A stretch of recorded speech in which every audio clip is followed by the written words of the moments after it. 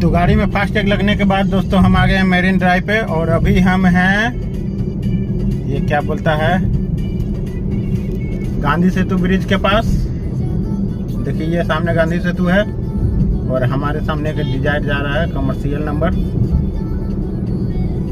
जो कि अभी हम हैं गाय घाट और इसी रोड को पकड़ के हम निकलेंगे अभी दीघा। तो वीडियो में कंटिन्यू बने रहिएगा और देखिएगा, सब्सक्राइब करिएगा।